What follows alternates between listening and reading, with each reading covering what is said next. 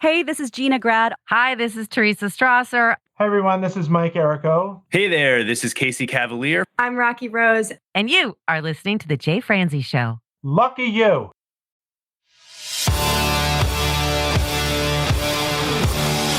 Welcome to The Jay Franze Show. A behind-the-curtain look at the entertainment industry with insights you can't pay for and stories you've never heard. Now, here's your host, Jay Franze.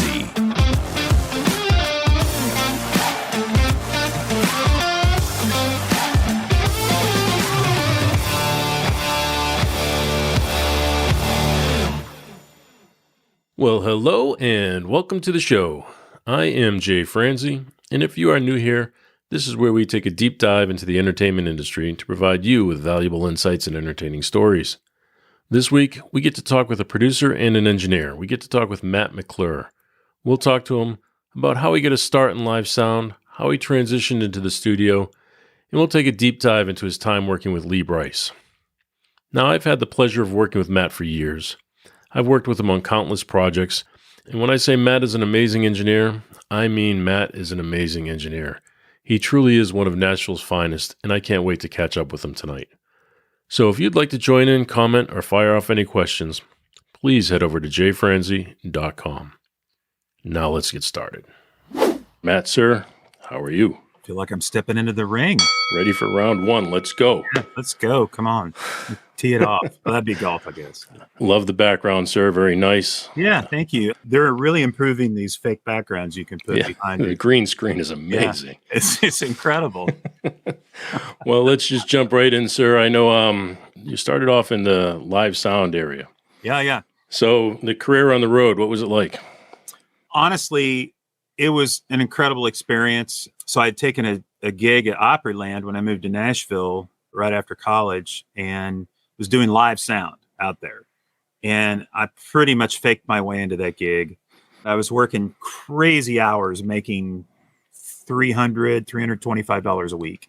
When you say Opryland, was that the theme park at the time? It was a theme park, yeah. So I got hired in to do a summer show. It was like a Broadway type show. So we had a pit orchestra and about 16 singers on stage that all had corded mics. This is before they were using wireless mics. And so we had to choreograph all the mic movements on stage. And it was exciting for me because I was mixing, about a 30-piece pit orchestra along with all of these singers. It wasn't a small gig. And I had no experience with this whatsoever. It was fake it till you make it. And so I would go in. I had keys to the theater. The stage manager and I became really good friends very quickly. And I told her, I don't really know what I'm doing and I need to learn things. So I would go in at like 7 a.m. with a microphone and I would just mess with the console and with the EQs and with gain structure and effects processors, messing with the different effects and with the third bands that were over the PA and just trying to understand how everything was reacting and working. I'd been doing that during the summer. They give me a Halloween show, which they'd never done, which then went into the first Christmas show they'd ever done in the theme park. They give that to me. And I was learning that it wasn't because I was amazing at what I was doing. I knew how to work with the musicians and the artists on stage, the singers, and I was accommodating. And I was always on time and I was prompt. And so this kid that comes in is just happy to be there, which I was getting all these opportunities, opening these new shows. And so that next summer, I thought I got demoted and they built this thing called the Geo Amphitheater. I think it seated around 2,500, 3,000 people.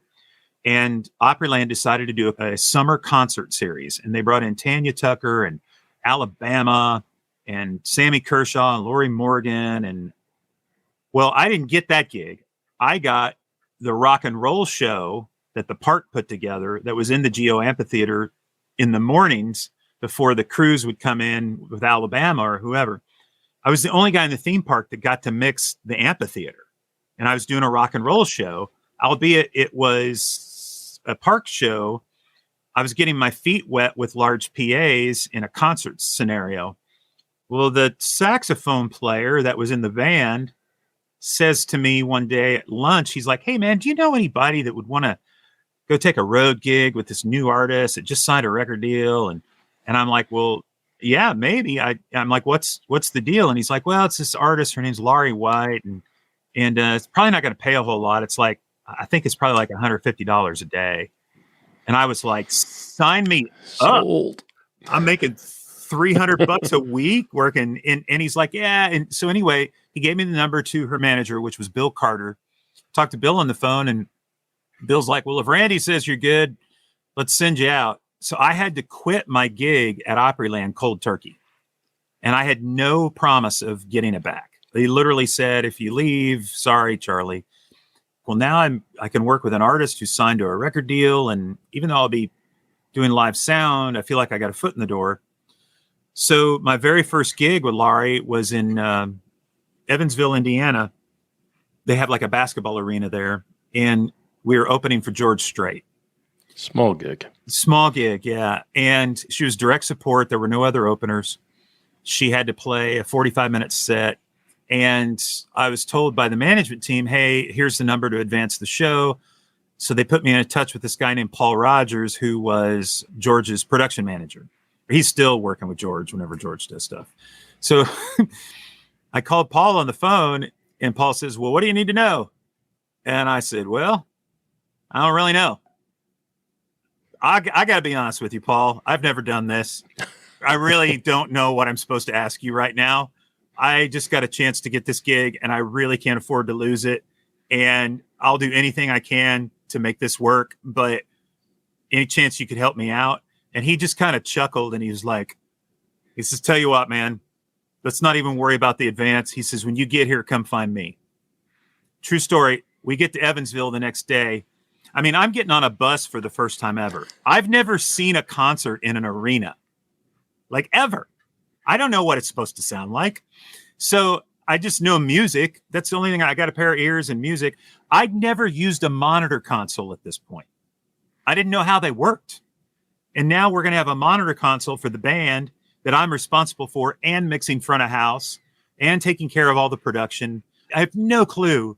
I had the basic understanding of a lot of things, but it was like full on deep end. And so we get to Evansville, and I get off the bus, and I go find Paul. And I'm like, "Hey, Paul, Matt McClure, nice to meet you." I said, "You said come find you." And he said, "Yeah, man." He says, "Is the bus out there?" He says, "Do you have a trailer or just a bus?" I said, "Gear under the bus and the bays." He's like, "All right, here's where we go to get the stagehands. This is how we get it loaded in." He says, "You go take care of all that. I'll meet you side stage in about 45 minutes. So he did. And he took me through monitor check, took me through sound check. Paul stood next to me and pretty much mixed the show that night in Evansville. I didn't know at the time, but George was trying to determine who was going to be his opening act for the rest of the year. And they had a couple acts that had come out. And Paul told me this a few years later, and their team were real pains in the patootie. And I was this knucklehead that didn't know anything, that just said, "Man, I don't know anything. Can you help me?" And Paul was like, "Well, this kid's going to be easy. He's going to do whatever I tell him to do." And so between Lari being such an incredible artist and our band and myself and our road manager all being very easy to deal with, the gig happened. And so we're immediately on tour with George Strait. I've only been in town for a year and a half at this point, or less than a year and a half, I guess. And so that became what was the beginning of my entire touring career, which I worked for Lari for that first season. We got into the winter, and then she pulled off the road to make a record, and she didn't work for 6 months. Well, I hadn't been in town long enough to network. So I didn't really know anybody. And so I'm just cold calling people. And the guy that I did the rock and roll show with at Opryland, I called him up and said, "Hey, have you got any corporate gigs or anything I could come do outside of Opryland?" And he said, "Well, man, I'm thinking about building a ADAT studio in my basement." He goes, "Do you know anything about that?" And I'm like, "Sure I do." So I built his studio. And after it was built, he needed somebody to engineer in his little studio. And so while I was coming off the road, I would go in and I run the ADATs. And the funny thing about that deal was I completely wired it wrong. I went from unbalanced to a balanced patch bay, but the way I wired it, it caused the output of the desk to be hotter, feeding the ADAT machines. And the problem we had with the Mackie 8 bus, the analog 8 bus, and those blackface ADATs back in the day was you had to crank the pre's so hot, they'd get all thin and nasty, and you had no headroom on that desk. Every guy that was a studio engineer hated that about him. I didn't understand. I just thought maybe I was ignorant, but I was having no trouble getting level to the blackface. I was having to keep the pre's turned down all the way. That's because I wired the patch bays wrong. But it turned out to be the perfect Makes you thing. look like a rock star. It did. Yeah. It's like this guy. So I kind of worked at that. And over the years, I went to, my next gig, I went to work for a guy named James Bonamy, who was signed to Sony. That's how I met Doug Johnson originally, who's now the VP over at Black River Entertainment. But Doug was VP at Curb Records. I worked quite a bit with him over the years. In the James Bonamy thing, I did the Michael Peterson gig for a little while. I subbed some shows for Pam Tillis. I was out on the road with Lonestar for a spit, Jo Dee Messina for the George Strait Stadium tour. So we were out with, it was George Strait, Tim McGraw, Kenny Chesney, the Dixie Chicks, Mark Wills, Jo Dee Messina, and Asleep at the Wheel. That was the bill. And so we were doing, 75 to 90,000 people a night on that tour. And we leapfrogged stages. So we had 2 crews that were doing the setups, and it would take a week to come in and set up for the event. They called it the George Strait Festival. And I think we did like 26, 27 stadiums. It was an amazing experience. And so during all of this, I'm trying to just do session work in Nashville. Well, before you get to the session work, I got to ask you a couple things. Yeah. First of all, that first time you're in a stadium and you're doing this for the first time, even though you had somebody there to guide you, what's going through your mind? How do you feel at that moment? Like I'm hanging on to a hang glider with a piece of dental floss. There was just so much information. There was so much power in the PA. But back then, George was touring with an EAW 850 system, which were trapezoid cabinets. And George, for years, I'm assuming he still does this, did it in the round. So it was a 4-sided stage. And George had a microphone at each side. So he would do a song, move to the next, do a song, move to the next, and go around. So we had cabinets splayed at each corner. And then we would go left, right. So they would opposite. So everybody that was in the arena, except at the corners, got a stereo image when you mixed. And then all the subs, they had ground stacked in front of the stage all the way around. And so when we were in sound check, I remember Paul pushing the faders up, and I'd done the amphitheater there at Opryland, but I think Evansville may hold 8,000 people. It's not a huge stadium. But still, 8,000 people is huge for your first gig. It is, yeah. And there's a lot of echo, and it's a whole different skill set to mix an arena than it is to mix theater or to mix outdoors live where you have no obstructions. We used to always call them giant toilet bowls back in the day because that's what they really were.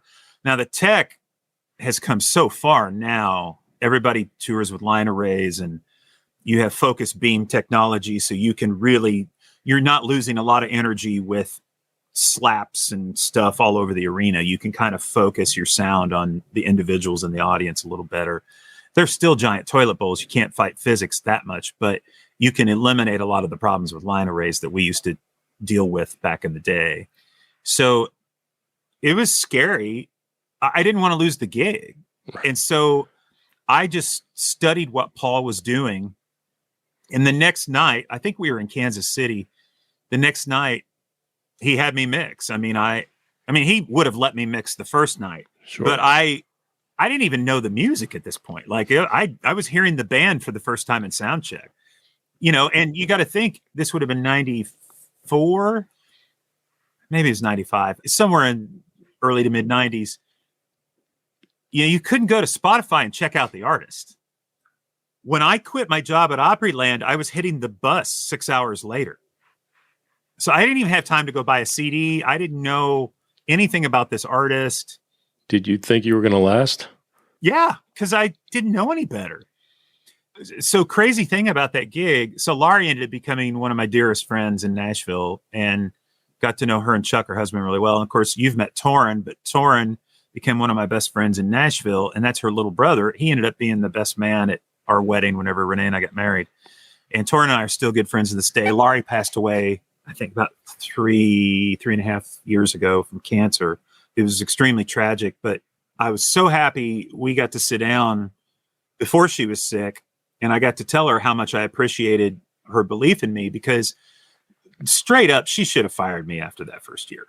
I was terrible. I had so much to learn, but she sat me down. She asked me to come over to her house, and she sat me down on the couch one day, and she said, "We need to talk." And I was like, that's never good, right? You just know. And she was such a sweet person. I was like, well, she's probably just trying to let me down easy. And she said, "I'm going to have to make some changes." And I was like, okay, here we go. Never been fired in my life. Now I'm going to get fired. She said, "Matt, I've never worked with anybody in the industry that works as hard as you do and wants it this bad." And she says, you just need experience." She's like, "You've got the brains, you've got the drive, and you need the opportunity." But she said, "You're not ready yet. And we're going to bring someone in that has experience and someone you can learn from. And I'm going to move you to monitors.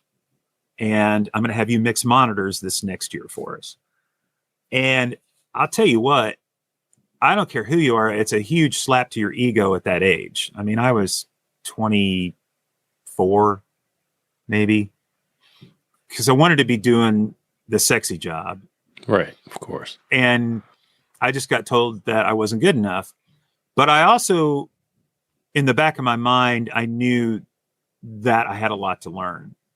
So I sucked it up, and she hired a guy named Matt Spiker, and Matt had been out with Ricky Skaggs, and he was just a little bit older than me, not much. Matt's married to Pam Tillis, and so is now, but he wasn't back then. And so Matt and I ended up becoming really good friends, and he was really cool, and I learned a lot of tricks from him. And that next year we did a lot of big shows, and I got to be around a lot of really talented guys.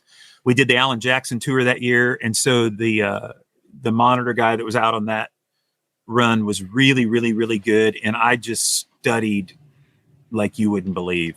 Now, do you find monitors harder than front of house in some ways? No, not really.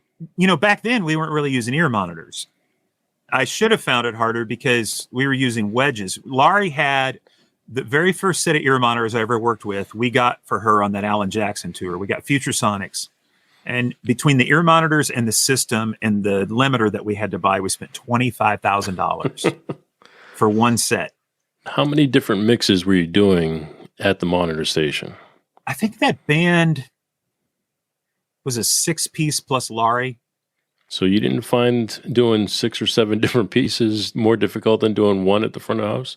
No, because when you're doing wedges, once you get set up at sound check, you just keep an eye on the band. And if they need something turned up or whatever, you give it to them. And you have a cue wedge next to you. Really, the skill in mixing wedges is understanding your frequencies and gain structure.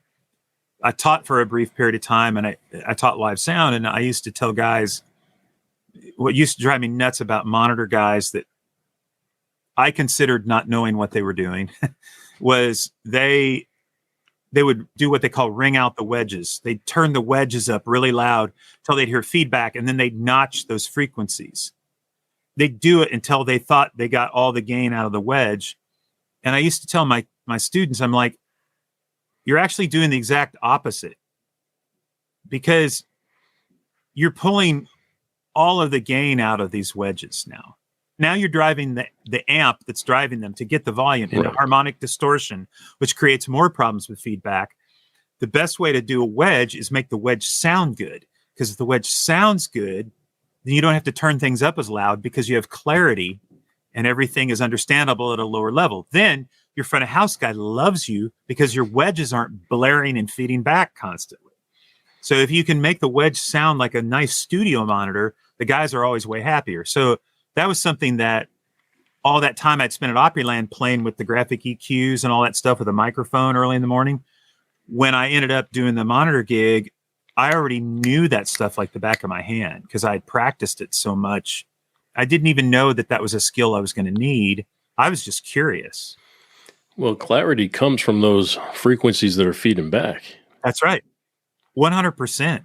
Do you ever remember me telling the story about I would cover my mouth and I'd be like, okay, tell me which of these you understand better. Or you understand what I'm saying whenever I speak really soft. Right. Which one was louder? First one. Which one could you hear? That's the basic concept of mixing wedges. That's awesome. Yeah, it's really that simple. Well, the other thing that you kind of mentioned, we've talked about this a number of times between me and you as well as on the show here. Mm-hmm. People have a hard time making the transition from working live to in the studio. So Yeah. did you find it hard to transition? No, but I was scared to death. And this is why it wasn't the skill, it was the procedure. For instance, in Nashville, which is where I work, we have a pace that we work at in the studio. Which is fast. It's very fast. Yeah, it's extremely, extremely fast. And years ago, I sat on a panel. You probably remember this. It was Jeff Balding and George Massenberg and Mark Bride and Derek Basin and Joe. I can't remember Joe's last name, the mastering guy that moved in from New York. A student asked me a very similar question about what do you think live did for you as a session guy? And my immediate answer was it made me fast. Well, yeah, I could see that because you're hunting down problems in real time. Real time. And these days, the guys are carrying digital desks. You've got SD cards and stuff you can carry with you to your whole shows on a card, right? So you can recall everything and bada bing, bada boom, you're up and running. Well, we were running analog desks. I mean, my very last year, I used the first Digico that came out at a festival one time, and I was lost as last year's Easter egg because all the screens you had to go through, and I wasn't accustomed to that. I was just used to having 20 feet of desk and just going right to the knob I needed and turning it. And so I prided myself all those years I was touring. When we play festivals, you don't get a sound check unless you're the headliner. So if you're with McGraw, you'd get a sound check at like 7:30 in the morning. And Ooh. yeah, and then you wait all day and you play it, 10 o'clock at night. But if you're not with McGraw, you're going to be throw and go. And so band rolls on stage, you get a line check on headphones, and it's showtime. So I would go out and watch a band or two before we would have to do our set. And I would make mental notes of what was going on with the PA. And I could be like, oh man, it's really harsh at 2.5. I feel like it's howling down around 400 hertz. And it feels like that 160 range is just a little too muddy. So the first thing I would do while the band was setting up, I'd go right over to the EQ and I would just sort of the mental notes I make some changes to the PA. And they'd be playing program material and there'd be DJs talking and all kinds of stuff, but it didn't matter. It didn't affect any of them. And that'd be the first thing I do. I put on the headphones, we'd have line check, and I would pride myself in having the mix nailed by the end of the first song. And it was so fun to do. It was such a challenge. And I absolutely loved the experience of doing that. So when I got to the session world, I sort of tried quickly to find my way in the studio, how to get sounds quickly. The biggest adjustment is now I'm listening on little 8-inch woofers with a tweeter, and I'm not listening to Giant cabs and subwoofers for days, right? And now I have to understand translation to, at the time it wasn't laptops, but to the car, to headphones, and knowing in my mind that whatever I was doing, people could listen to forever. That was the scariest thing. Because when I would mix a concert, it's over. It's over, man. I mean, you may have a board tape the band listens to, but that's not a real life comparison, right? And you got immediate gratification when you did the live thing, especially those big arenas. I mean, the screaming and the adrenaline rush of doing those shows is like none other. Now I sit down here by myself. I got a call a couple days ago, a band I produced in Canada, and they're in the top 10 right now. I've never heard the song on the radio because I don't get Canadian radio. And the song is killing for these guys. And I can't even experience the thrill of our success at all. It became about the craft in the making of the music versus the gratification of the making of the music, if that makes sense. Oh, absolutely. Well, let's talk about that for a minute, because you say it wasn't that tough to make the transition from live to the studio, but somebody had to give you a chance for that first time around. Yeah. So who was it that gave you that first break? It's hard to call this a break. I guess it was in a way. So I was touring with James Bonamy. Yep. And James introduced me to Doug Johnson. But that wasn't my first break. James was coming off the road. Doug had left Sony Epic. He was the vice president of A&R over there. When Doug left, some of his acts got axed when he went. And James was one of them. I was working for James. And James was trying to help me and anyone who was trying to do things, just connect with any of his connections. And so he had been doing a demo session at this place called Texana. There was a couple named Ken and Barbie Isham, and they needed some extra help. And so I reached out to them because they said, have Matt give us a call. And next thing I know, I was in tracking sessions on a 2-inch machine, a DNR, I think it was an Orion console they had over there. It was a house that they'd converted, built into a studio. Nashville still has a bit of this, but back then, musicians and younger engineers made a living doing songwriter demos for publishing companies and writers. And so it was all over town. I mean, the guys that were playing on the records were also doing the demos. And so we were a custom house, but we did a lot of songwriter demos. So I got to start meeting hit songwriters and A-list musicians because I was located there. I wasn't there very long, but during the process of all that, I went back and took another road gig. I ended up on the road with Tanya Tucker. And around that time is when Jerry Abbott over at Abtrax called me. And they had one heck of a demo business that was going. They had this engineer named Jamie Tate, and everybody in town was talking about Jamie and his mixes. And he was the loudest guy in Nashville. Okay. Something to strive for. Yeah, I know, right? But it was a thing because people were trying to get their demos to pop. When you go into a publishing meeting and you're playing for a pitch, if your song is louder than the last one that got played on the CD, it stands out. And it was all about getting cuts. It wasn't about sound quality. And Right. Jamie had that nailed. And so they had a system going over there. The band leader booked everybody, and they were cutting 4 tracking sessions a week, 5 songs of tracking sessions, so 20 songs a week, and finishing them. He was mixing them, and they were cutting vocals, and there was this rotation. Well, the owner heard about the room I built at Texana and approached me and said, would you build me a B room at my place? And I'm like, when did I become a studio builder? You know, this is round 2, and actually round 3, because I did the guy's ADAT studio before Right. that. So round 3, we built a really beautiful B room. And then he told me he would put me to work as the vocal guy in that room. And so once we finished the room, we started moving vocals in there.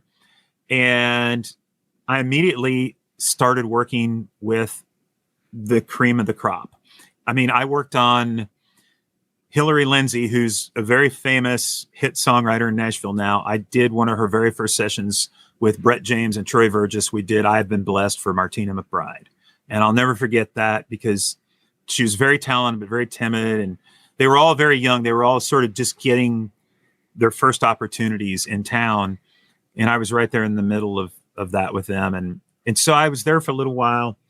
I didn't have any other gigs. And so I went back to do the road thing again, doing the Weekend Warrior thing. And then I picked up a mastering gig doing CCM work over at Cummins Station. And then the guy that, his name was Tony Cottrell. You knew Tony. He called me up and said, hey, we could use some help at SAE, School of Audio Engineering. And Renee and I were just together, newly married, and I was trying to get my butt in town and off the road completely. So I took the SAE gig doing night teaching.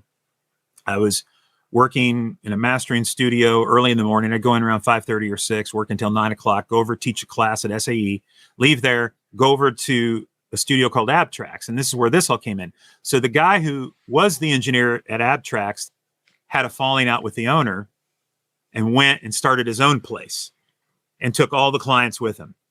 And I'm at one of those clients' houses doing a session at his house. And Jamie calls that client and says, we're starting this new thing. We're going to call it the Ruckus Room. And right after that, I get a phone call from Jamie going, man, I don't suppose you'd want to come over here and cut vocals for us. It's just going to be 2 days a week. And I was like, I'm in. And so now I'm cutting vocals at the Ruckus Room after I'm done teaching at SAE. On the road on the weekends. On the road on the weekends. It was 4 jobs and it was nuts. Renee and I just passed each other in the hallway, and that was about it. And that went on for a good bit of time. And then some of the clients at the Ruckus Room approached me and said, hey, one in particular said, I'd like to try something outside of the Ruckus Room. Would you be willing to come and work with me? And I said, well, I need to run this by Jamie. I'm not in the business of stealing other people's clients. I don't feel right about it. So I went and talked to Jamie, and Jamie was like, dude, we're turning down people. Go for it. And I was like, awesome. Thank you. And I'm like, I can still work here. Yeah, you can still work here. Awesome. This is great. So we started going over to the tracking room, doing sessions. This guy's name was Danny Wells. He was a hit songwriter. So I started doing sessions with Danny. And then around that time is when I met Kyle Jacobs and Lee Brice and all of the Curb people over at the Ruckus Room, and started becoming friends with Kyle and some of the crew. And they started requesting me. And I forget who it was that found out first. It might have been Kyle, or maybe it was Nicole Witt, but one of them found out that I was doing sessions outside of the Ruckus Room and said, hey, we'd like to try that. And I said, hey, I'm going to start this business. I'm going to be doing this full time. And so all of their co-writers were coming into my sessions. And I started at the tracking room. We immediately moved to Ocean Way. Pat McMakin had left Sony and took over Ocean Way. And Pat was trying to get the place booked. It was not booked. And so we worked out a deal. And within a year, I was booking Ocean Way 45, 50 days a year. And each of those days, we'd go in and track 15 songs in a day. I'd do 3 days in a row. We'd do 45 songs. I'd be back 3 weeks later. And I was tracking 45, getting all the vocals done, and doing all the mixes every 3 weeks. 45 songs. And it was insane. And I did that for about 6.5, 7 years. I kept that pace up. It was tough to do all that. And through all that is how I met everyone in town, between the Ruckus Room gig and then making the move.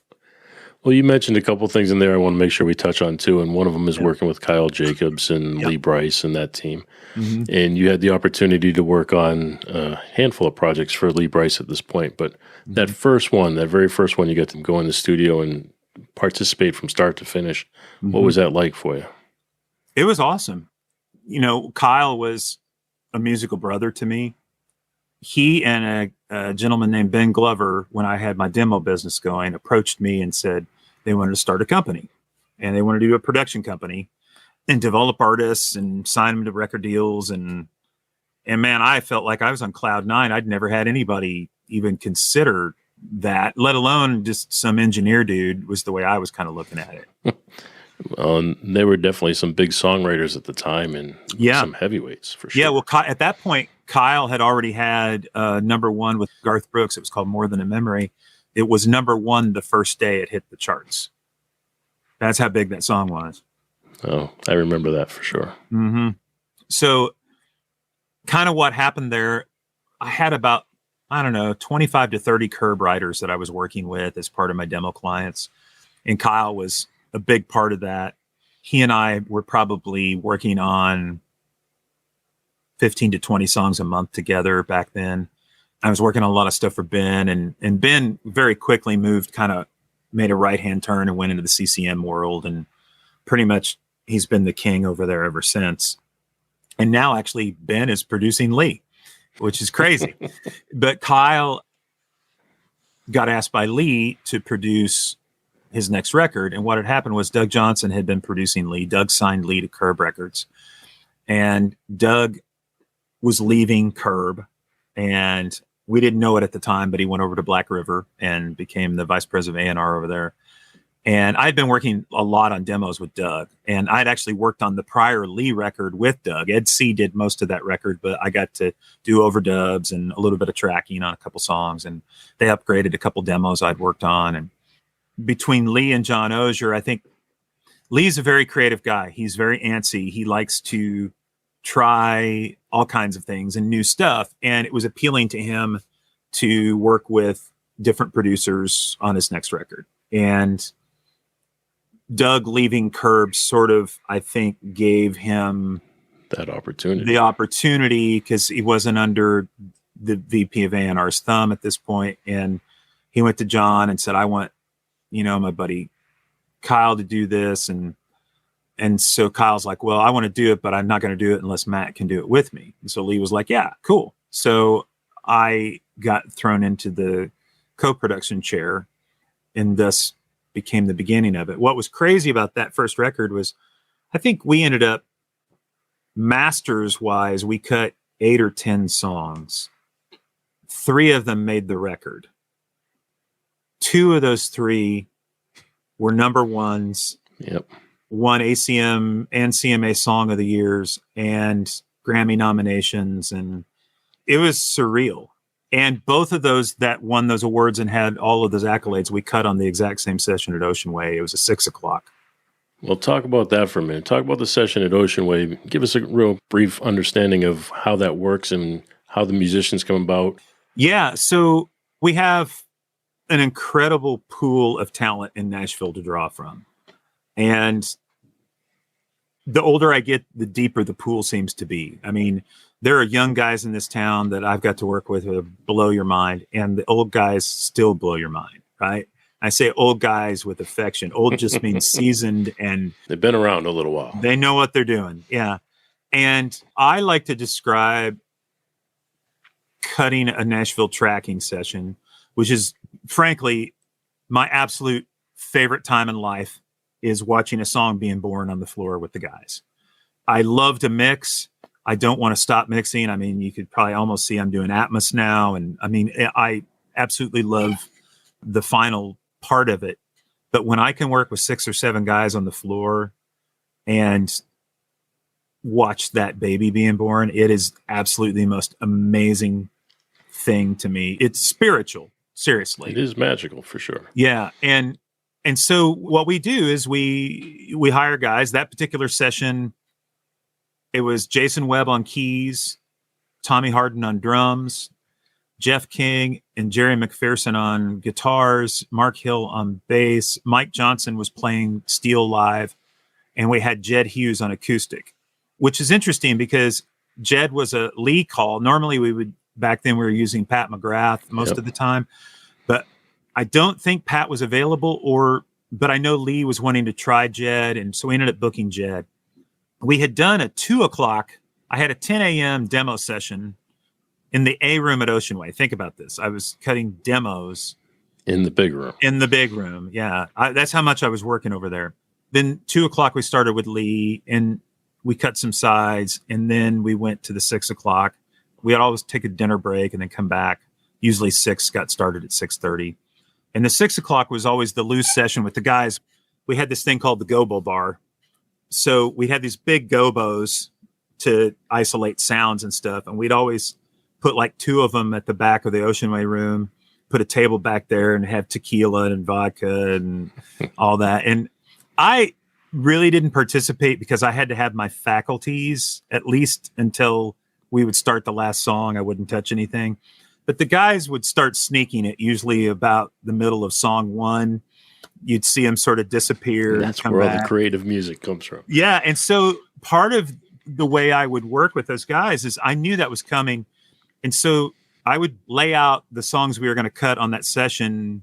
I'd put the looser songs towards the end because I knew we'd probably get a little grease on it because they'd be a little, maybe just a little drunk. They're not like hammered, Right. But they're a little looser, and there's a lot of jokes flying around the They're room. willing to try some new things. And 100%.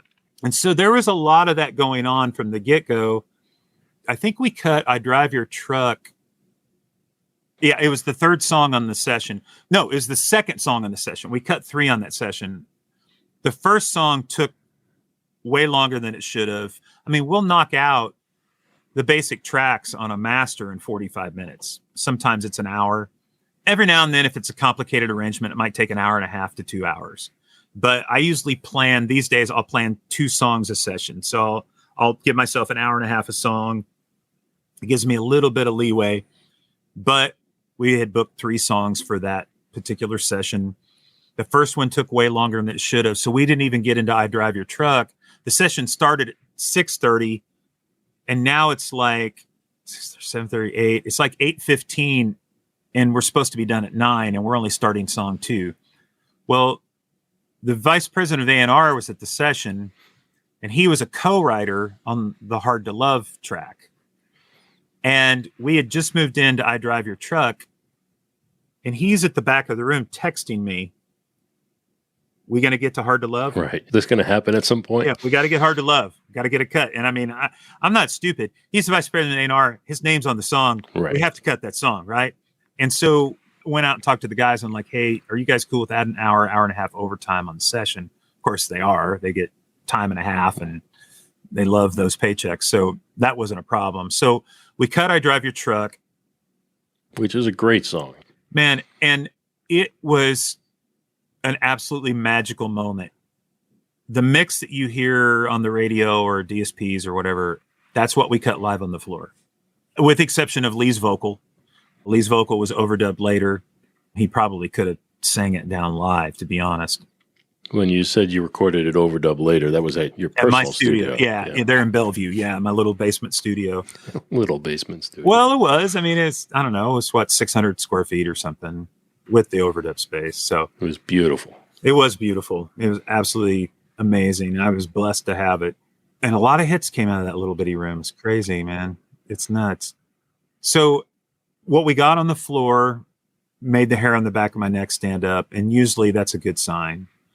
At the end of a track, when I have that feeling, it's almost always been something that's done well when I get that vibe at the end of a track, which doesn't happen a lot, to be totally honest.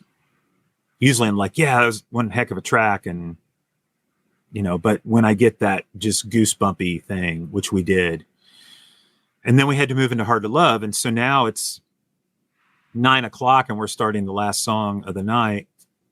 We started the song and it wasn't going so good. And I was starting to get a little nervous, and Kyle and I were looking at each other, and he's like, this doesn't feel right. And I'm like, I know, it's not feeling good at all. And I'm like, dude, you need to go talk to Lee. Cause he was throwing out all kinds of ideas, and I could tell Lee was getting nervous too. Lee is intense and creative, and he doesn't want to be a failure. And I get it. So my gig is to support that and help him not be a failure. We want him to be success. If he's successful, we're successful. Right. And something was in the air, and it was not going good. And the band was not responding to Lee's comments, and Kyle and I are trying to run interference from the control room, and it was starting to get really tense. And I was like, man, we need to just call 5. And, we're in overtime and we're going to call 5 right now. Like we never do this in a regular session.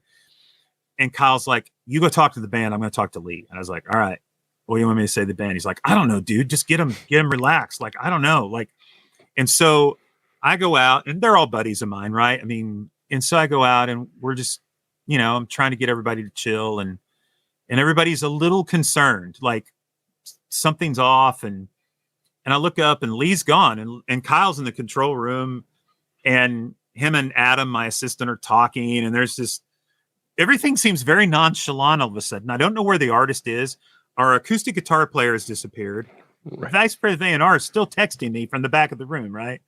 And these are all buddies of mine, and I really trust them. And I always call the guys a brain trust, because I feel like if you can get in the room with 7 world-class musicians, it's always going to be better than anything you can do yourself. The ideas start bouncing. It's kind of like being in the writing room with great writers. You can throw out a great idea and they know what to do with it immediately, right? And you're off to the races. And so with those guys, I was just like, guys, I need your help. We got to get this song. And they're like, well, what do you think it is? And I said, man, I was trying to dissect it, but there was a lot going on. I said, I just feel like we're trying to make it more than it is. And I looked over at Tommy. I was like, is it like the Stones? Like, is it just a simple kind of groove? And Tommy's like, I got you. And he walks over and he grabs this old 80s Yamaha blue snare drum he bought at a yard sale. Has never had the head change. This thing's like got black all over Original it, right? black. Yeah. And he goes over and he plops it down and he just starts playing that groove on Hard to Love right there. And I was like, that's it. And I looked over at the guys. I'm like, hell, I'm like, jump. And, and I'm still out on the floor and I'm trying to get Kyle's attention. And Adam sees me and I'm like, make it red, man. Turn it red. And so he rolled it and we captured a little moment of that. And I went running in the control room and Kyle's like, dude, I don't know what you did, but that's money. I'm like, I didn't do anything. I was just telling him it's not right. And can we try something simpler? And Tommy came up with this groove and it feels right. And so I'm like, where's Leo? I think he's outside getting a drink or something, right? Well, anyway, he and Jed had gone out back. Let's just say that. And so they come back in and Jed sits down and that hook that's on that song thing that you hear, he played it one time like that. And it was in a weird spot and it felt perfect. And he never played it like that again. So we went in and chopped it up really fast and dropped it in because it felt like that was the money riff. And it was so simple. And we had no idea that song was going to do what it did.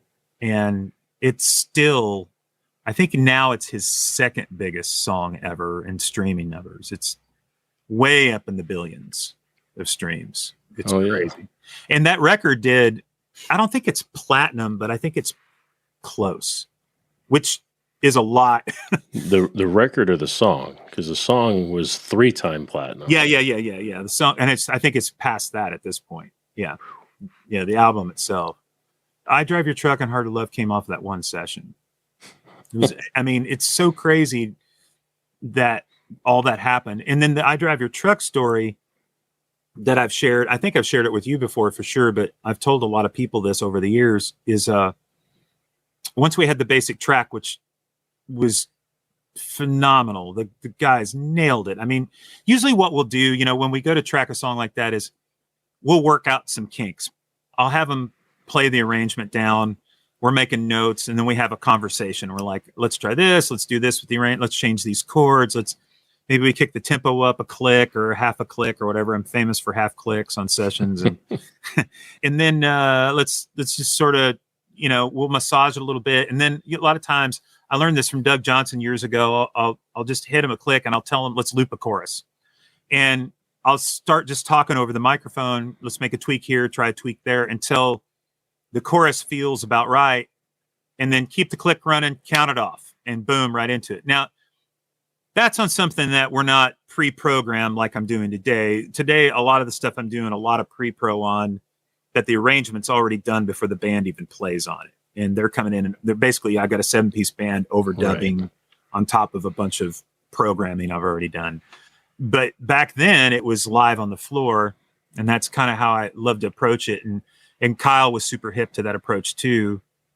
We just got magic that night. And so we got back to overdub land, and Lee, being the creative curiosity that he is, we had all kinds of discussions about overdubs and things we could do to it and adding extra guitars. And, and I was like, well, what about strings? And he's like, that would be amazing. So we booked a string session at Ocean Way and we cut strings on it. No better place for strings. Oh, it's incredible. I think strings and horns are probably my favorite thing to do, and I never get to do them. I absolutely love that stuff. So we put all of these overdubs on it. Lee came in, he sang quite a bit, more than he probably normally would. I worked really hard on the comp.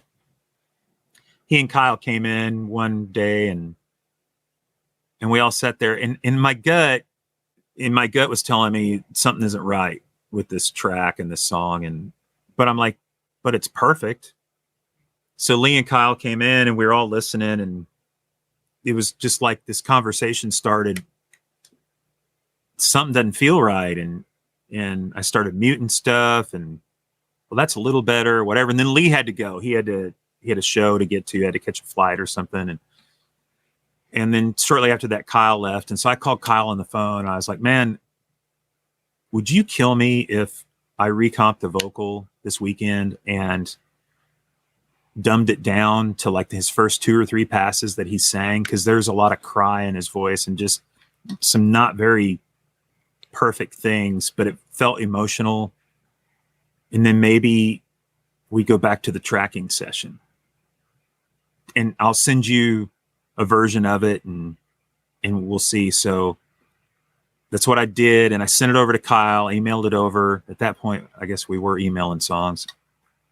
He's like, dude, I love this. This is where we need to be. And so Lee came in that next week. I don't remember if it was Monday or Tuesday or whatever day it was. And I was sitting at my D command, and I hit play, and he's behind me, and there's no mirror. I can't see his facial expressions. And I'm just like praying to God that he is not going to want to kill me, that I threw out all of these beautiful string tracks and all this stuff, and got done. And he looked at Kyle and looked at me, and he goes, it's perfect, guys. This is it. And I was like, thank the Lord. And then it went on, and it had tons of success. So I learned a really valuable lesson on that record, that you can definitely take things too far. You know? Yeah. And I think you need to learn when it's done, when it's great. And my wife is really good at reminding me that when I'm mixing. Usually my first instinct after the first 3 to 4 hours is where I should stop. And I'll put another 6-8 hours into a mix, and 20-25% of those make it. Right. It's the first 4 hours that usually ends up being the mix for me. Right. But I still try every time. I can't help myself. And she keeps you in check. Big time. Yeah. Dude, she's awesome too. Yeah, she will. she knows her stuff. There you go. Hey, by the way, if people want to see my studio, there's a guy on YouTube. His name is Andrew Masters. He does this thing called Epic Studios and all that. He was here yesterday. We filmed an episode of my place. Hopefully I didn't talk like a complete buffoon. We can't guarantee that. There was one thing that happened during the deal, and I was like, dude, please don't edit that in there. I didn't know what I was talking about. I'm an idiot.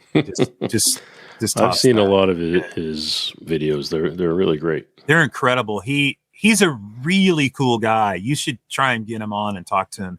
He literally came in around 2 and left around 6:30, 7 o'clock. And really, we were done filming in a little over an hour. We were just hanging, and there's so much I didn't know about that guy, because the way he approaches his channel, kind of like you're doing, you're interviewing me, right? People aren't really getting to know Jay and all the stuff. You got your credits up there and all this, but we should reverse this and let me do this to you for an hour and a half, because they're going to find out all kinds of stuff. And I felt the same way about Andrew. I got like the personal behind the scenes tour of Andrew's life. And I was like, man, this guy's super interesting. Like, he's very unassuming and very cool. And I was really impressed. Did you see what he did to his house? Yeah. And they're looking for another place right now. Probably because he took up his entire house. I know. I know. We're crazy. Yeah. We all are. Engineers are nuts. Yeah. My wife allows me to have this. Oh, so it's not bad. No, I love it. You've always had a room in your house to work in, at least. So I've never had one this nice. This room is beautiful. I love it. Do you still have any of those panels from back in the day that You took from? I don't. Get rid of I them? wish I did because I had to go and buy all these. Oh man. I mean, you can't see them, but the front and the bass straps, I get them all wrapped around me. The ones back on this wall here are decorative. They're just, I'm sure they help a little bit, but they're just back there to look nice. Well, sure. Yeah. And only that's because awesome. they came with the kit. The kit's being used up here. Okay. No, But- they look amazing. Are you upstairs, downstairs? Where are you? I am actually, it's a 2-car garage. Okay. So I've essentially turned it into a 1-car garage in this room. So Very it's nice. cool. I like it. I like it a lot. It's a really nice room. I've got I went with Atom monitors. We all have And- our faults. Yeah, we all have the Yeah. quirks. I call them quirks. But no, I took the time to laser them out and tune them up to the best I could do. It's not you or Carl Tatz or anything, but it's nice. I just ran into Carl the other day. Did you? I've seen him twice in the last week and a half. Naris they have an annual block party for the Grammy people, and Renee and I went, and I bumped into him, and he's hard to miss because he's always dressed like he's going to like the Kentucky Derby. It's crazy. He doesn't have a mint julep. It's the only thing he's missing. Right. And He's the a Derby funny hat. dude. If he had a Derby hat, he would be spot on. But anyway, we got to talking, and he says, Matt, he says, we didn't get to talk about this at the Atmos event. He goes, do you still hate bass management? And Yes, that's what I hate. and he goes, because he goes, because you're doing this Atmos stuff now. He says, are you bass managing? And I said, funny you ask. No, I'm not. And he goes, you're kidding me. He goes, how can you mix Atmos without bass management? I'm like, I got big enough speakers. I don't have to. Like, I truly hate bass management. He says, well, are you doing the LFE channel? I said, well, yeah, but that's different than bass management. It's its own thing. That's very different. I'm not supporting Right. my smaller speakers with bass management. I'm using an LFE channel for low frequency information. Right. So very different deal. No, he did my one room, and I Yeah. loved it. It sounded great. He is a He great did job. a great job. Well, now he's doing Atmos rooms. Oh, I can imagine. Yeah. Last time I was in Nashville, I was over at Bob Bullock's house, and he did Bob Bullock's studio as well. I saw Bob the other day too. And yeah, he played me a few songs in his room. It's killer. Yeah. But there's not the tracking rooms and in the overdub rooms and the stuff that you have in your setup. Correct. Yeah. Yeah, it's I crazy. wouldn't have as big a control room if I wasn't doing what I was doing, more than likely. But I will tell you, this room becomes multi-purpose. So I mix Atmos, I track. It's also my writing room whenever I'm working with artists and songwriters. And the 4 surround speakers around me, I have spiked. And all I got to do is take the brakes off, roll them to the side of the room, and now my room opens up and I can set up for a tracking session. And I've got a station over here. Everybody laughs, but I have an old PV amp, and it sits there. It serves 2 purposes. One, it's a coffee table and it holds a headphone station. But 2, when I'm on writing sessions with a songwriter who likes to play piano, I set a RD 600 that I've had for 25 years up next to it that can do piano sounds, run a cable over to it. I can also have MIDI coming off of that into my rig here. So if I'm doing some programming during the writing session, I can have headphones on. The other writers in the room can be talking. They can be playing the piano, and it's not pulling up MIDI data on my computer. They're just playing through the amp. Yeah. So everything in my room is sort of interchangeable. I lust after the guys that never have to move anything, and they just turn and it's there. And as much as I shift gears during the day, I probably should have something more fluid, but I don't really know a better way of doing it. If I wasn't tracking here, then I could probably do a little bit of more of that. But because I track, I have to be able to set up for that. So Well, it's a beautiful room, sir. thanks, man. All right, sir. Well, we do this thing here we call Unsung Heroes, where we take a moment to shine the light on somebody who doesn't get any attention. So is there anybody that worked with you, for you, around you, supported you that you'd like to shine a little light on? Well, you know Adam Taylor. I do. And Yes, Adam was one of those guys, man. He worked for me for, I think, almost 15 years. Yeah. Can you believe that? You introduced me to him. Yeah, he was one of my students at Full Sail. Yeah. Yeah. And And he became one of the most incredible engineers that I was blessed to have in my camp. Like, I never had to worry about anything. I knew if I showed up at the studio, everything was going to work and it would be taken care of. I mean, the guy helped us renovate our master bathroom at my old house. I've got pictures of him down inside of the chimney because I was too fat to get down there, and he was skinny enough to do it. And he was always there for anything I needed. And well, we call that acoustics. yeah, that's right. He would definitely be one. And I mean, I think you got to also, you'd be remiss without not pointing out your mom and your dad, who probably never get enough credit for all of that, but not for a career in music. Yeah, 100%. And I mean, not a lot of people know my full story, and I don't talk about it a lot, but when I was 11 years old, we started to lose the farm. And by the time I was 13, we lost everything. And my grandparents had a rental property in my little hometown of Sullivan, little bitty shack, not a place that a lot of people probably would want to live. And we moved in there. They let us move in there to help my mom and dad get on their feet. My mom went and got a 2-year degree at a community college. My dad went to work for a implement dealer. And then shortly after that went and started studying to become a master mechanic for Chrysler. And they were starting to get back on their feet. I was going to college, and shortly after I moved to Nashville and was just getting going, my mom was diagnosed with breast cancer. And about, 6 months later, my dad passed away. And I was 24 at the time and was just getting going down here. And so somehow she navigated all that pretty much by herself. You know, I tried to help when I could, but I didn't have a lot of juice in the tank, and I certainly didn't have any money to help out. I would go home as much as I could and do what I could. You know, she had family up there that would come and help. It's really fascinating, but she was always trying to do stuff to help me with my career, even through all that.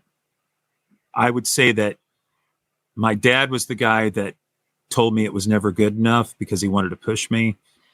And my mom was just always very supportive and is like, well, if anybody can do it, you can.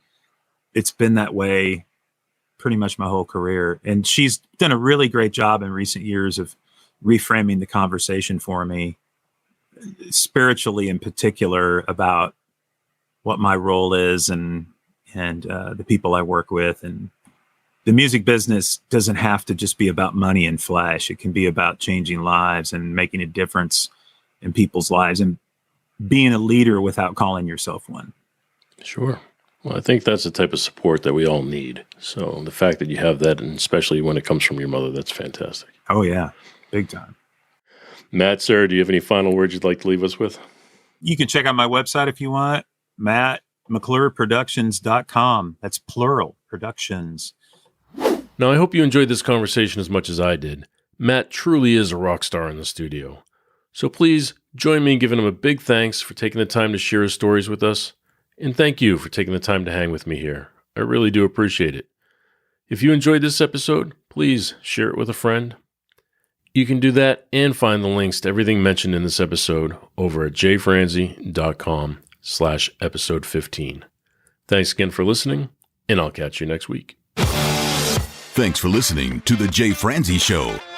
Make sure you visit us at jayfranze.com. Follow, connect, and say hello.